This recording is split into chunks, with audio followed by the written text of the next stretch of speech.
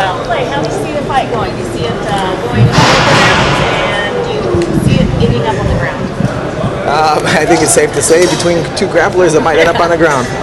As far as, you know, the distance, the length of the fight, who knows? I just see my hand being raised at the end. The main event on Saturday obviously is what people are talking about, but people might have not realized. Do you feel like you're in the shadow? Because the matchup between you and Ben Henderson is definitely a potential fight of the year. Do you feel that you guys are getting put in the shade a little bit with the two main guys? No, that's a good question. I don't feel, overshadowed by the main event. Those are two of the biggest stars in the sport right now, and two of the heaviest hitters. Velasquez is a great wrestler, turned striker, and Junior Dos Santos, jiu-jitsu and great striking and good takedown defense. So we're going to see an explosive main event, and just don't forget about the co-main event. You're going to see some lightning bolts. It's going to be awesome. Also, you beat Pettis. Pettis beat Ben Henderson. Fighters make fights. Does that influence you at all? Does that give you more confidence? Oh, that was almost a year ago. They fought in December. It's November already. Wow, it has been quite some time now. So I don't really pay attention to that. That happens in the wrestling sport, sport of wrestling all the time. I'm just focused on, taking down Ben Henderson, Saturday night and getting legitimizing me as a #1 contender. Thank you, guys. Okay. Hello. Hi, Clay. I know we spoke yesterday too, but I want to know a little bit more about your thoughts on the lightweight division. This is obviously considered something of a title eliminator, but how do you see that weight class in terms of the others in the UFC and the excitement level you guys can bring in the depth of that division? I truthfully believe that the UFC lightweight division is the deepest, the most technical, most athleticism, and I think there's the most talent in there. Outside of the welterweight division, I think outside of Frankie Edgar, Gray Maynard, Kenny Florian, it sounds like he might be coming back up to a lightweight again. Donald Cerrone, one of my teammates. Melvin Gillard, one of my teammates, just had a tough loss to Joe Lazan.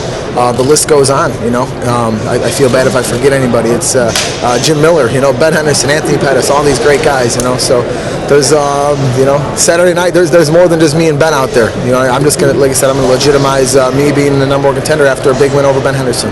We saw Donald Cerrone just a couple weeks ago, and the guy's on a tear. He's just winning. He says he'll switch weight classes. He says he'll fight anybody, teammates included. How do you feel about that for yourself?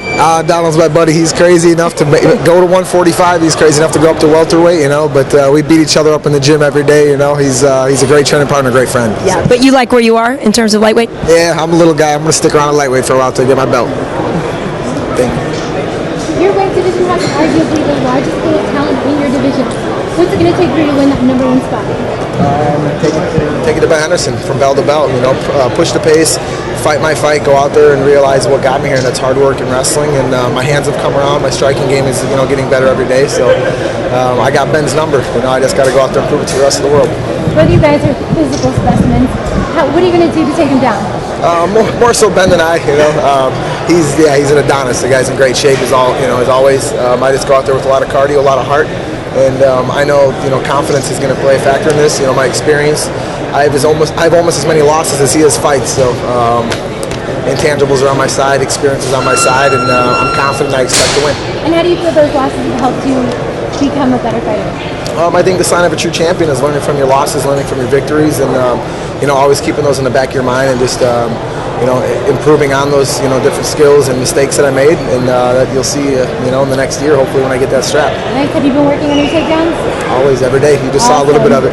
I did. It was great. Well, good luck on Saturday. Thank you. Thank you. So, Clay, you have been doing this for such a long time. Are you superstitious? Do you have routines that you like to do in the locker room leading out, anything like that? A burp occasionally. You guys got a pre-workout burp, pre-fight burp. Yeah, we've been doing this for a while. I'd be silly to say I'm not superstitious. There's different music I listen to and stuff like that. You guys will see Saturday. My mom, my manager, they always ask me, "What are you coming out to this time?" I'm like, "You can wait about 36 more hours or however long it is, and you'll find out with the rest of the world." So. Man, just go out there and have fun. That's that's my #1 thing. Go out there, have a good time. Everything else will happen after that. Obviously, your brother is part of your crew here. How helpful is that to have somebody that you know that well and who also knows how to fight on there with you? My brother's the reason I'm here doing this interview today. He's the reason I'm at this beautiful facility here in California. He's the reason I'm fighting Saturday night. Man, I followed in his footsteps for years, and I'm excited to have him in my corner. And one of my dreams, I hope one of his too, would be to fight on the same card one day in the UFC. That'd be hot. You mentioned you're a small guy. Have you considered going down to 155? Is that doable for you? I mean, I'd be silly to say it doesn't, cross my mind, but not until I get my lightweight belt. Not like I haven't, felt I've needed to. I haven't been out muscled by any of my opponents, and I fought much larger opponents. I fought, in Tyson Griffin, it was quite strong, but I feel I've been the aggressor in all of my fights. I don't feel like anyone has. The only reason they beat me because they were maybe a better fighter that night, but I don't think I've ever been like the weaker opponent in there as far as strength-wise and stuff like that. So until then, I want to get my belt, hold on to it for a while, and then we'll see what happens after that. At Greg Jackson's, you have some great 55ers and 45ers and potential fight at 55 as well. Would you consider fighting teammates? For a belt, no one's gonna keep me from my dream, and I think that you can sell a fight like that, obviously, to the world, and I think that just makes for a stronger friendship. So anything's possible. They always say that you lose or that you learn more from a loss than a win, and I'm just curious, in the past on fights that didn't go your way, do you, looking back, realize things you did in camp that maybe weren't right, or just something that wasn't right leading up to those fights? Perhaps the Kenny Florian fight loss was was a good example I used. He helped me kind of. That loss helped me kind of change my career for the better. I went out there and tried to strike with a striker. I made a mistake, and I paid dearly for it. I came out there and surprised him with a couple of things at the beginning, the first 2 minutes, and then I stood in front of him like a robot and got picked apart. So, I think about that every day. It motivates me to train and just to improve on the basics, on the fundamentals, what got me here, wrestling, jiu-jitsu, boxing, things like that, and that's going to escalate me to my title. How does it feel to be on the first UFC for Português? This is a huge event. It's historic. It's an honor to be the co-main event. It'll be broadcasted, like you guys know, on Facebook, Fox.com, Fox Deportes. So that in itself is it's an honor.